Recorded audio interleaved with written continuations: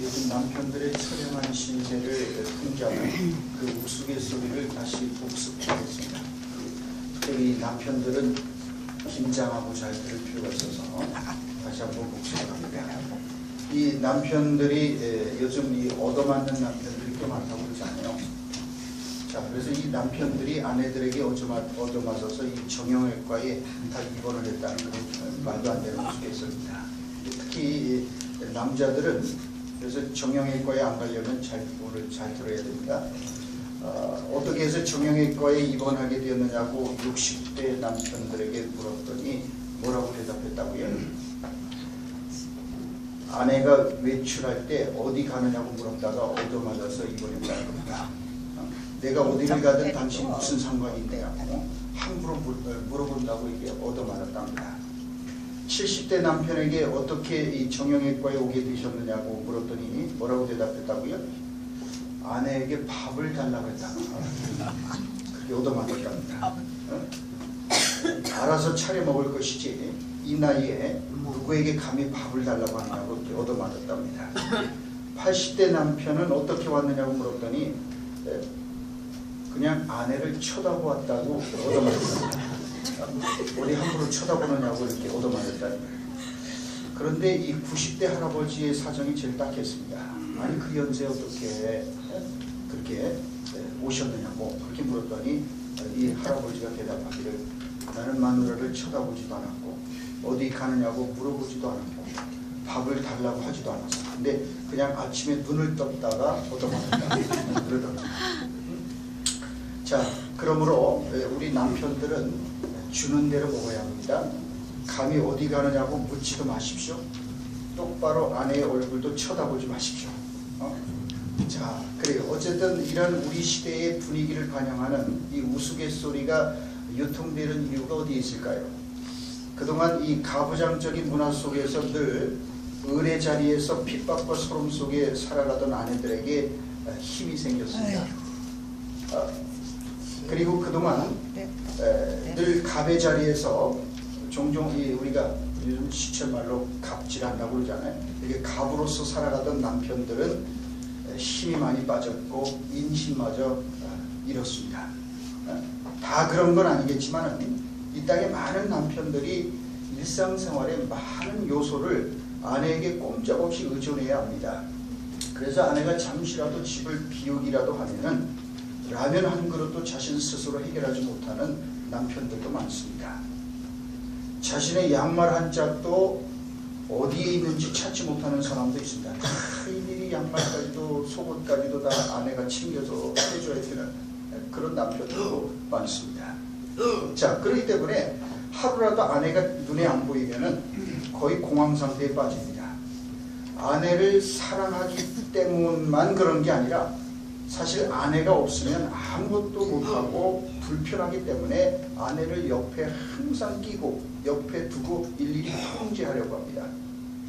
이처럼 많은 남편들이 아내들에게 의존도가 매우 높습니다. 그래서 갑의 자리에서 아내들을 가전제품 사용하듯이 부지런히 그걸 사용하려는 경향이 있습니다. 손가락도 까딱하지 않으면서 이것저것을 시키고 대령시킵니다. 이처럼 아내에 대한 의존도가 높다 보니까 사사건건 아내들을 피곤하게 하는 거죠. 그러니 어느 아내가 좋아하겠습니까? 그래서 요즘은 살다 지쳐서 나중에 그죠? 황혼 이혼도 불사하는 그런 커플들이 늘어간다고 그러잖아요. 이제 늙음하기라도 혼자 좀 시달리지 않고 혼자 좀 편하게 좀 살아보겠다. 이런 할머니들이 그래서 황혼 이혼도 불사한다고 그러잖아요. 자, 결국 문제의 핵심은 어디에 있는 걸까요? 평상시에 잘 섬기고 잘 그렇게 사는 남편들은 제하고 많은 남편들이 그저 섬김을 받으려 하기 때문에 문제가 생긴 게 아니겠습니까? 그러니까 지금까지 살아오면서 한 번도 부엌에 들어가 본 적이 없이 그저 아내가 차려준 밥상을 받기만 했던 경상도 남편들이 있다면 오늘부터라도 부엌에 들어갈 수 있기를 바랍니다. 그리고 음식물 쓰레기라도 좀 버려주고 좀 분리수거도 좀 알아서 해주셔서 아내를 부지런히 섬길 수 있기 바랍니다. 그래요. 그래서 조금이라도 더. 자, 여러분 어머니들의 권위가 어디에서 나오는 걸까요? 왜 모든 사람들이 자신의 어머니에 대하여 애틋한 마음을 가지고 있는 걸까요? 바로 어머니의 눈물 어린 희생과 헌신과 섬김 때문입니다. 우리가 어릴 때 자라면서 보여줬던 그 부모님들의 희생과 헌신과 수고, 그것 때문에 우리는 그 부모님이라는 이름, 어머니라는 이름, 아버지라는 그 이름 하나만으로, 그 세 글자만 해도 우리 마음이 애틋한 그런 마음을 갖게 되는 거죠. 자, 여러분, 그러니까 진정한 권위는 희생과 수고와 헌신과 섬김에서 나온 거예요.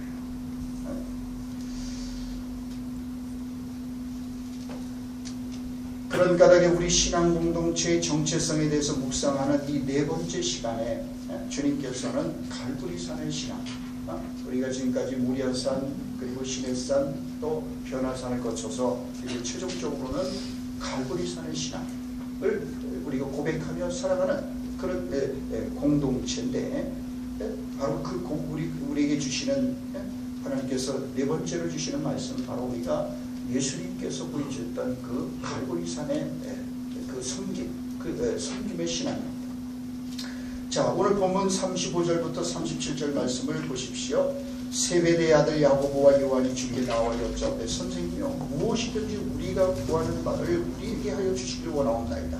이르시되, 너에게 무엇을 하여 주기를 원하느냐? 여짜오되, 주의 영광 중에 우리를 하나는 주의 우편에 하나는 좌편에 앉게 하여 주옵소서. 야고보와 요한이 주님께 나와서 구하고 있는 게 뭡니까? 사실 예수님께서는 지금 우리들의 죄를 대속하시기 위해서 예루살렘으로 올라가고 계셨습니다. 그리고 그것은 이 지상에서 예수님의 마지막 여정이었어요. 자, 그러니까 예수님은 이제 얼마 안 돼서 붙잡히시게 되고 십자가에 달려 죽으십니다. 마지막 가는 길이었어요. 그 마지막 가는 길인데 예수님과 함께 가고 있었던 이 제자들은 완전히 동상이몽이죠. 다른 걸 꿈꾸고 있었습니다. 이 사람들은 주님께서 이렇게 마지막 시간을 보내고 계시고 십자가에 달려 죽게 되실 거라는 것을 미리 예고하셨음에도 불구하고 자신들의 요구 사항을 관철시키려고 합니다. 그들은 무엇인가 자신들이 원하는 것을 얻고자 합니다. 그들은 놀라운 기적과 이적을 행하시는 주님께서 예루살렘에 올라가셔서 혹 세상 사람들의 인기를 한 몸에 받게 된다면 예수님의 채찍근으로 자신들을 기용해달라고, 그래서 하나는 우편에 하나는 왼편에 앉게 해달라고. 그래서 그들은 이렇게 영광을 구하고 있고, 이렇듯 예수님을 이용해서 덕을 보고 자신들의 야심을 이루고자 하는 그런 속내를 이렇게 펼쳐 보입니다. 그런 그들에게 주님께서는 얼음물 한 바가지를 끼얹듯 뭐라고 말씀하셨습니까? 42절로 44절 말씀을 보십시오. 이방인의 집권자들이 그들을 임의로 주관하고 그 고관들이 그들에게 권세를 부리는 줄을 너희가 알거니와 너희 중에는 그렇지 않을지니 너희 중에 누구든지 크고자 하는 자는 너희를 섬기는 자가 되고 너희 중에 누구든지 으뜸이 되고자 하는 자는 모든 사람의 종이 되어야 하리라. 자, 여기서 주님께서 세 번이나 거듭 반복해서 하시는 말씀이 있어요. 그게 뭡니까? 너희 중에 라는 말씀. 너희 중에. 이처럼 주님께서는 너희 중에를 강조하십니다. 그 이유는 뭐 때문일까요? 주님 말씀합니다. 너희 중에는 그렇지 않을지니 너희 중에 누구든지 크고자 하는 자는, 너희 중에 누구든지 으뜸이 되고자 하는 자는, 너희 중에 라고 주님은 세 번이나 반복해서 말씀합니다. 그것은 성도들이 세상의 논리와는 완전히 다른 하나님 나라의 논리를 따라 살아가는 사람들이 한다고 말씀합니다. 너희 중에는 달라야 된다는 거예요. 세상 사람들은 그럴지 몰라도 세상 밖에서는 힘있고 가진 게 있는 사람들이 주인 행세하려고 말이죠. 그런다 할지라도 너희 중에서는 이게 거꾸로 뒤집혀야 된다는 거예요.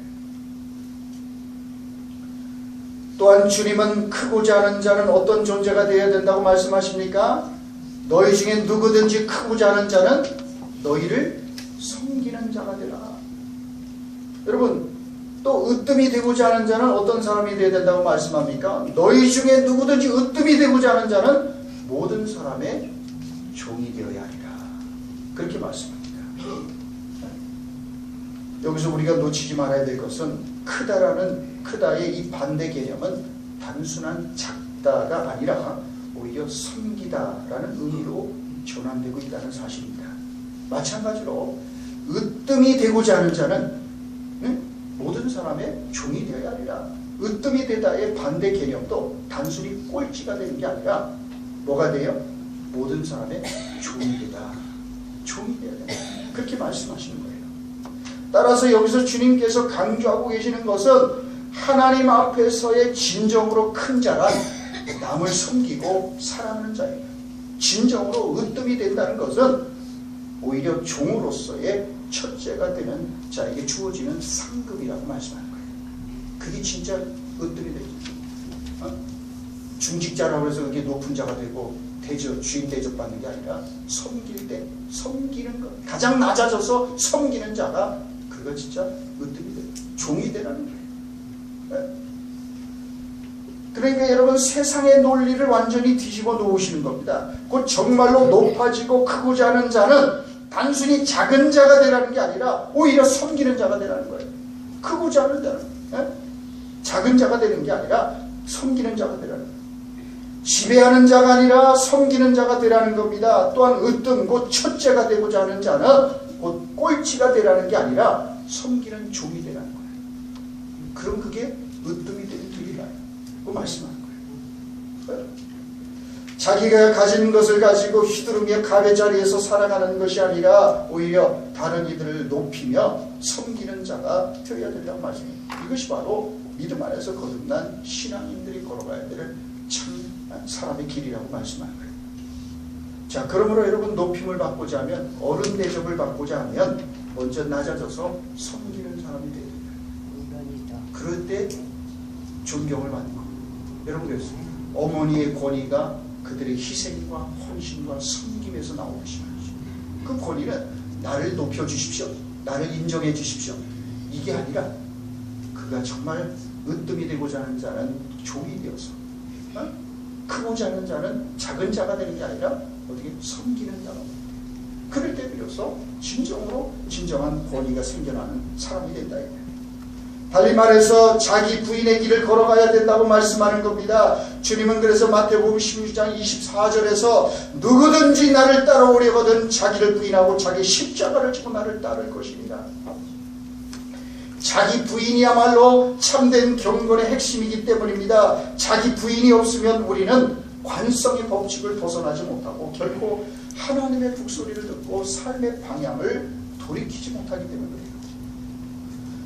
우리가 정말 자기 부인이 없으면은 하나님의 북소리를 듣고 우리 욕망과 정욕과 탐욕을 따라 가던 길을 바꿀 수가 없어요. 그냥 글로 간다고요. 나를 부인해, 나에 대해서 아니오라고 말할 때 우리는 주님에 대해서 이해할 수 있기 때문에, 그렇기 때문에 주님은 누구든지 나를 따라오려든 자기를 부인하고 자기 십자가를 지고 나를 쫓아오라, 그렇게 말씀합니다. 자기 부인의 과정을 거치지 않으면 우리는 결코 온유하거나 겸손해질 수가 없기 때문입니다. 여전히 사나워요. 자기 부인의 과정을 거치지 않으면 나이가 들어도 사납고 또 오래 믿었어도 사나워요. 온유함이 없어요. 겸손이 없어요. 왜? 자기가 살아있으니까 속에. 네? 그러니까 자기가 튀어나오는 거예요. 조금만 하면 자기가 속에 튀어나오는 거예요. 네? 우리는 누구나 자기 부인과 정비례 하는 만큼 거룩해질 수 있습니다. 따라서 매일매일의 삶에서 자기 부인이 나타나느냐 그렇지 못하느냐에 따라서 우리들의 신앙의 실상이 가장 적나라하게 드러나는 거예요. 그러니까 여러분, 경건, 거룩, 거창한 얘기가 아니에요. 우리가 일상생활, 특별히 가정에서 아내와 남편으로서, 또 우리가 직장생활, 캠퍼스에서 어디든 간에 우리가 거기서 우리의 자기 부인의 삶이 있는가, 그 과정을 거치면서 하느냐, 그것이 우리들의 신앙의 실상을 가장 적나라하게 드러내는 거예요. 타락하고 범죄한 아담 이후 모든 인간은 자신을 위해서 살아가는 존재가 되었습니다. 그래서 이기심이야말로 죄악된 삶의 추동력입니다. 이기심의 지배를 받을 때 우리는 오로지 우리 자신을 기쁘게 하고 우리 자신을 높이고 우리 자신을 섬기는 일에 몰두하게 됩니다. 그래서 사람들은 누구나 자신을 사랑하고 자신을 높이고 자신을 위하겠다는 단 한 가지 목표를 기준 삼아서 모든 결정과 선택들을 합니다. 그래서 오늘날 우리 시대는 자기를 숭배하는 시대가 됐어요. 자기를 높이는 시대가 됐어요. 자기를 개발하는 시대가 됐어요. 자기 개발을 위해서, 자기를 이롭게 하기 위해서, 자기를 즐겁게 하는 데는 시간을 아까워하지 않습니다. 돈을 아까워하지 않습니다. 자기를 개발하고 자기를 이롭게 하는. 그러나 자기를 벗어나서 자아를 확대해서 우리의 신앙의 공공성, 신앙의 공적 영역에서는 아직도 우리가 형편없이 그렇게 연약한 모습을 보이는 시대입니다. 그런 까닭에 디 웰즈는 의에 대한 성경적인 관심이 단순히 행복으로 그리고 자신에게 좋으면 좋다는 식의 윤리 등으로 개최되고 있다라고 탄식했어요. 그래서 오늘날 많은 그리스도인들에게는 교회도 뒷전이고 세상도 뒷전이고 남은 것은 오로지 자기 자신뿐이다 라고 탄식했습니다. 남은 건 자기 자신만. 교회도 뒷전이에요. 자기만 돼요. 자기한테 오르면 오른 거고 자기한테 마음에 안 들면은 그건 틀린 것이 된 거예요. 그런 시대가 됐다는 얘기지. 여러분 그렇습니다. 많은 사람들이 그래서 하나님은 나를 사랑하시고 그리스도는 나를 위하여 죽으셨으며 예수님은 나를 구원하셨고 천국은 나를 위하여 준비되어 있다라고 생각합니다. 물론 이 모든 것들은 사실입니다. 그러나 그러한 사실들이 우리 믿음의 전부가 되어서는 안 된다는 것이요. 궁극적으로 우리의 신앙의 궁극적인 목표는 하나님의 영광을 위해서, 우리 자신을 위해서만. 그래 맞아요. 예수님께서 우리를 위해서 죽으시고 우리를 구원하시기 위해서 이 땅에 오셨고 하나님 나라도 우리를 사랑하시기에 우리를 위해서 준비하셨지만 그러나 그것만으로 신앙이 끝나서는 안 된다 이거예요. 우리를 왜 하나님께서 그렇게 사랑하셨고 왜 우리를 구속하셨을까요? 그거는 우리가 하나님을 이 땅에 살면서 하나님을 영화롭게 하는 사람들로 하나님의 얼굴을 보여주는 사람들로 살아가도록 하기 위해서 하나님께서 우리를 부르셨고 우리를 위해서 죽으셨고 우리를 살리시고 우리를 찾아오셨다 이거죠.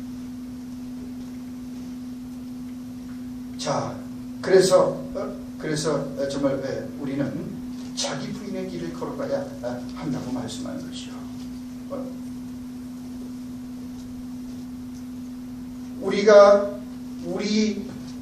우리의 이 자아라는 자기 중심성의 이 자장, 그 자력권에서 우리가 벗어나지 못하고 오로지 우리 자신에게만 매달려 있는 한 우리가 거듭나는 삶을 살아가는 것은 거의 불가능한 일이기 때문에 그렇습니다.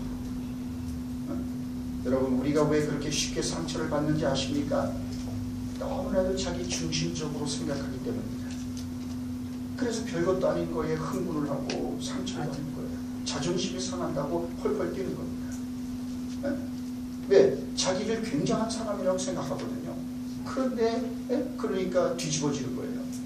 근데 사실 여러분 시시한 사람 보고 시시하다고 말하는 게 욕입니까? 시시한 사람 보고 시시하면 많잖아요. 사실 우리가 다 시시한 사람이에요. 솔직히 말해서 우리가 죽을 수밖에 없는 죄인이 아닙니까? 근데 우리가 누가 나한테 아유 당신 참 시원찮네 그러면 사람 잘 봤습니다. 제가 원래 시시한 사람입니다. 이러면 되는 거예요. 근데 시시한 사람이라고 그랬다고 사람은 어떻게 보고 뭘 알고 이러자.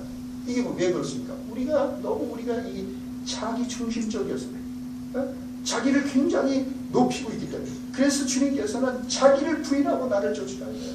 자기를 부인하지 못하면 우리는 결코 하나님의 뜻을 따를 수도 없고 하나님과 함께 갈 수도 없어요. 그래서 예수님을 믿고 나서 중요한 것 중에 하나가 우리들의 삶의 중심 구조를 고치는 일입니다. 자기를 부인하는 거예요. 이게 우리들의 신앙생활의 핵심입니다.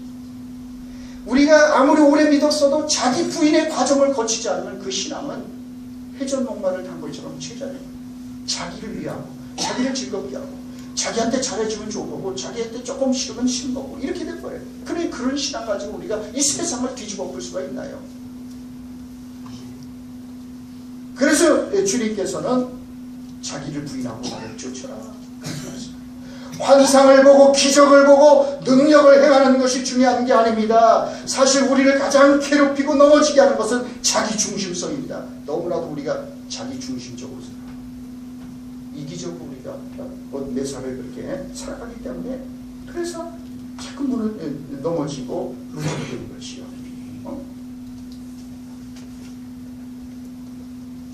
여러분 그렇습니다. 왜 자연이 그렇게 아름답고 자연스러운 걸까요?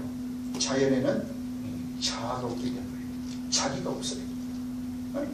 그래서 우리 교회 화단에도 이게 작약이 있죠. 작약이 있죠. 목단이지 뭐 꽃이 피는데 저도 새벽 기도 왔다 갔다 하면서 늘 화단에 꼭 한번 둘러보고 가는 버릇이 있는데, 이 자연은 말이죠. 꽃이 필 때가 되면 피다가 질 때가 지면 소리 없이 또 져요. 자연스럽게 때를 따라 하나님이 주어진 그 순리를 따라서 그냥 그렇게 물 흐르듯이 자연스럽게 자기 주장을 안 합니다. 떨어져야 될 때인데 난 안 떨어지겠다라고 그렇게 고집 부리는 꽃도 없고, 떨어질 때가 되면 떨어지고 필 때가 되면 피고, 누가 보든 안 보든 상관없이 그냥 하나님의 질서에 따라서 자연스럽게 물 흐르듯이 가요. 자기 주장이 없으니 욕심도 없습니다. 그래서 들꽃은 누가 봐주는 사람이 없어도 저 깊은 산 속에 홀로 피었다가 홀로 집니다. 자신을 드러내고자 하지 않습니다. 자신을 알아달라고도 그러지 않습니다. 자신을 높이려고도 하지 않습니다. 그래서 자기 부인의 삶이 그렇게 중요하다고 주님 말씀해요. 주님 그래서 오늘 말씀합니다. 너희 중에 누구든지 크고자 하는 자는 오히려 자기를 부인하여 섬기는 자가 되라. 너희 중에 정말로 으뜸이 되고자 하는 자는 도리어 모든 사람을 섬기는 종이 되라. 종이 되라. 그렇게 말씀합니다. 자기를 부인하고 사는 사람들이 그래서 가장 큰 존경을 받는 사람들이 되기 때문이라고 주님 말씀합니다. 그래서 우리가 이런 자기 부인의 삶을 살 때 그때 우리는 세상에 나가서 빛과 소금의 역할을 합니다. 여러분 우리가 아내가 남편이 가정에서 먼저 자기 부인의 삶을 산다면 같이 사는 그 사람이 얼마나 행복해질까요? 안 그렇겠어요? 자기 부인의 삶을 먼저 한다. 자, 그래서 주님께서는 우리가 이처럼 세상에 빛과 소금이 되는 자기 부인의 삶을 살아야 됩니다. 또한 45절 말씀을 계속해서 보십시오. 인자가 온 것은 섬김을 받으려 함이 아니라 도리어 섬기려 하고 자기 목숨을 많은 사람의 대속물로 주려 함입니다. 자, 주님께서는 이 땅에 오신 자신의 삶의 유일한 목적에 대해서 오늘 45절에서 말씀합니다. 그게 뭡니까? 섬기려 합니다. 섬김을 받으려 함이 아니에요. 받으려 하는 쪽이 아니라 뭐라고요? 도리어 섬기려 하고 자기 목숨을 많은 사람의 대속물로 주려 합니다. 주님은 주기 위해서 오셨어요. 받기 위해서 오신 분이 아니에요. 십자가에 자신을 내어주시기 위해서 오셨다. 이게 유일한 목적이에요. 다시 말해서 죽어주기 위해서 오셨다.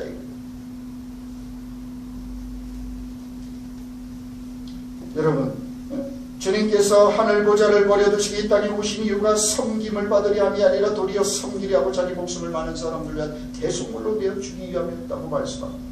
그렇습니다. 자기 부인의 삶의 가장 중요한 요체는 그래서 우리 자신의 인생을, 생명을 용도 변경하는 것입니다. 예수께서 보여주신 것, 그게 십자가에서 우리에게 보여주신 갈보리산 그 언덕에서 우리에게 보여주신 하나님의 사랑, 그것이 바로 이처럼 우리를 위해서 하나님 자신은 우리를 위해서 벌거벗김을 당하고 우리를 위해서 침뱉음을 당하고 우리를 위해서 그 모든 채찍을 맞으시고 그 단말마의 고통을 당하셨어요. 오직 우리를 살리기 위해서, 우리를 구원하기 위하여. 이 일은 딱 한 가지예요.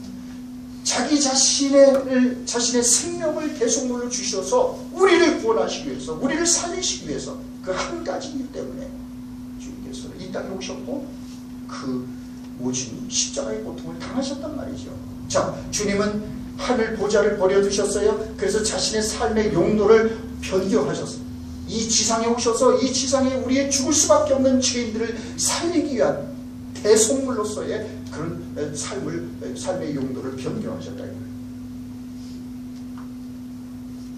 그래서 주님은 가장 고귀한 이름이 됐어요. 그래서 빌립보서 2장 5절로 11절은 이렇게 말씀합니다. 너희 안에 이 마음을 품으라. 곧 그리스도 예수의 마음이니 그는 근본 하나님의 본체시나 하나님과 동등됨을 취할 것으로 여기지 아니하시고 오히려 자기를 비워 종의 형체를 가지사 사람들과 같이 되셨고 사람의 모양으로 나타나사 자기를 낮추시고 죽기까지 복종하셨으니 그 십자가에 죽으십니다. 이러므로 하나님이 그를 지극히 높여 모든 이름 위에 뛰어난 이름을 주사 하늘에 있는 자들과 땅에 있는 자들과 땅 아래에 있는 자들로 모든 무릎을 예수의 이름에 꿇게 하시고 모든 입으로 예수 그리스도를 주라 시인하여 하나님 아버지께 영광을 돌리게 하셨느니라. 예수님께서 자기를 부인하시고 자신의 삶을 용도 변경해서 정말 우리의 천하고 죽을 수밖에 없는 죄인들을 위해서 대속물로 내어주셨을 때, 다시 말해서 가장 낮은 종의 모습으로 이 땅에 오셨을 때 어떻게 했다고요? 이러므로 하나님이 그를 지극히 높여 모든 이름에 뛰어난 이름이 되게 하셨다. 종의 형체를 가지고 오셨던 그 예수님. 네? 여러분, 그래요. 세상 사람들은 자신의 사회적 지위에 의해서 어떤 대우를 받느냐로 자신의 위상을 생각합니다.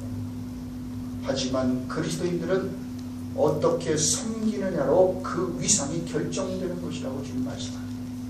그리스도인들의 진정한 위상, 그 사람이 가지고 있는 사회적 지위나 부동산 많이 갖고 돈 많이 있는 게 아니에요. 그거 갖고 와요. 그 세상에서는 돈 많고 뭐 권력을 갖고 이러면은 뭔가 힘 있는 사람처럼 불림하고 찍히는 거예요. 그러나 너희 중에는 다르다는 거예요. 너희 중에는 정말로 중요한 것은 바로 어떻게 섬기느냐로 그 위상이 결정되는 것입니다. 섬기는 자가 큰 자라는 거예요. 낮아지는 자가 오히려 으뜸이 되는 자, 으뜸이 되고자 하는 자는 낮아져서 종이 되라는 거예요.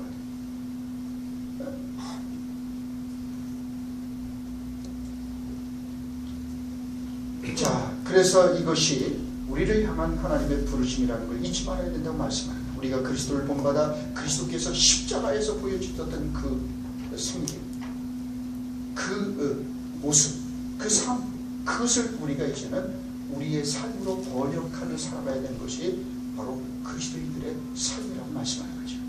그래서 고린도후서 5장 14절로 15절은 우리에게 이렇게 말씀합니다. 그리스도의 사랑이 우리를 강권하시는도다. 우리가 생각하건대 한 사람이 모든 사람을 대신하여 죽었은즉 모든 사람이 죽은 것이라. 그가 모든 사람을 대신하여 죽으심은 살아있는 자들로 하여금 다시는 그들 자신을 위하여 살지 않고 오직 그들을 대신하여 죽었다가 다시 살아나신 이를 위하여 살게 하려 합니다.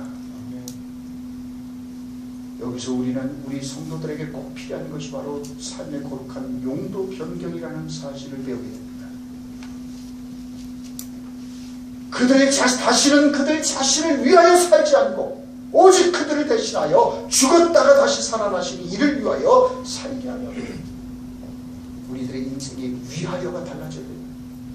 여러분, 그런 것을 진정으로 거듭난 그리스도인, 자기 부인의 과정을 거친 그리스도인의 삶의 중요한 표지는 바로 인생의 위하여가 달라지는 거예요. 위하여. 여러분, 우리 자신을 가만히 생각해 보십시오. 여러분들 지금 왜 속을 끓이고 있습니까? 무엇 때문에 여러분 전전긍긍하고 있습니까? 무엇을 위하여? 누구를 위하여 그런 겁니까? 한번 생각해 보세요. 정말 우리가 하나님 나라와 그의 의를 위하여 우리가 속을 끓이고 밤잠을 설치는 겁니까?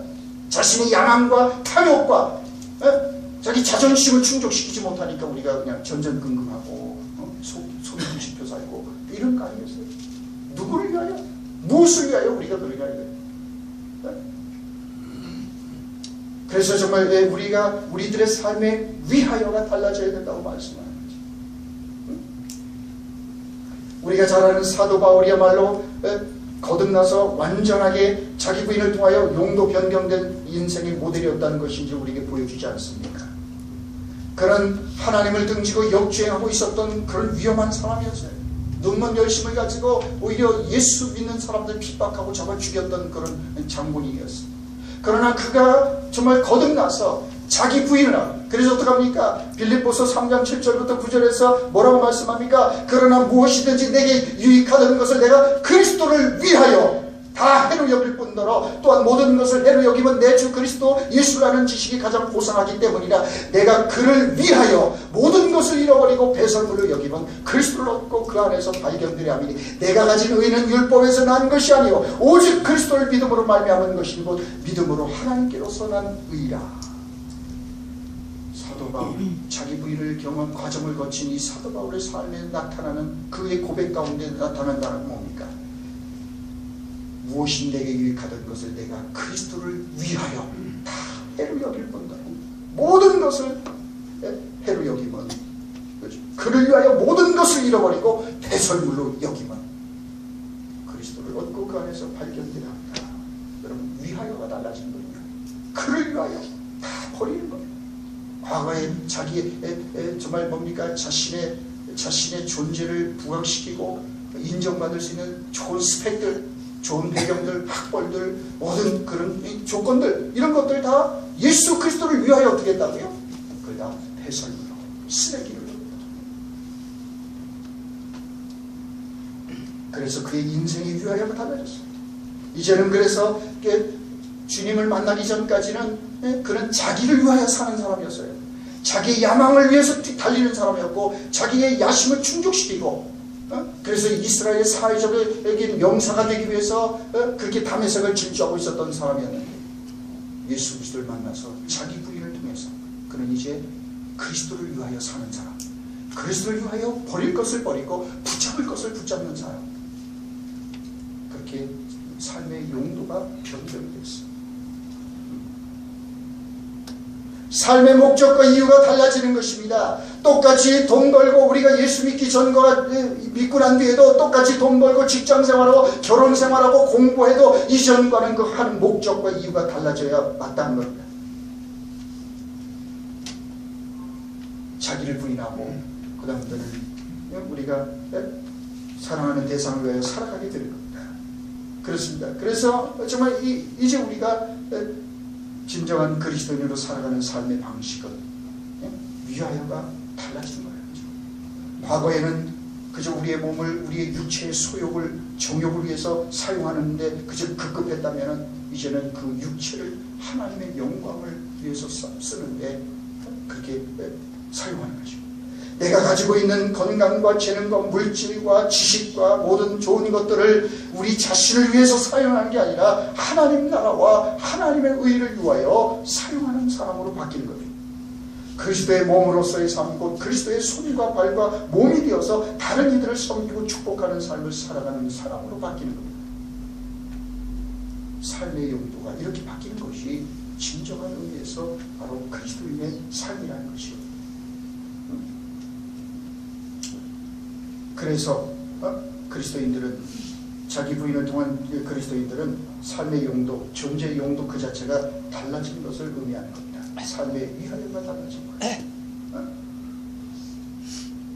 그래서 이제는 나 좋을 대로의 삶에서 나만 좋으면 되는 삶, 나를 즐겁게 하고 나를 위하고 나를 높이려 가는 삶이 아니라 이제는 다른 사람들을 섬기고 다른 사람들 축복하고 다른 사람을 세워주고 다른 사람들 복되게 하고 더 나아가서 하나님이 기뻐하시는 하나님의 뜻을 위하여 사는 그런 삶으로의 전환이 일어나는 것.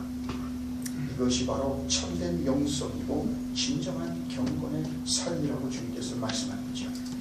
그래서 우리들이 존재 그 자체로 그리스도의 손이 되고 발이 되고 몸이 되어주는 것. 그럴 때 우리는 이 땅에 존재한 우리 존재 그 자체가 우리가 언제 어디에 있든 간에 그 누군가에게 선물이 되는 사람이 될 것입니다. 여러분, 아마 이것이 우리가 이 지상에 사는데 가장 근사하고 아름다운 삶이라고 저는 개인적으로 믿습니다. 누군가에게 선물이 되어주는 삶.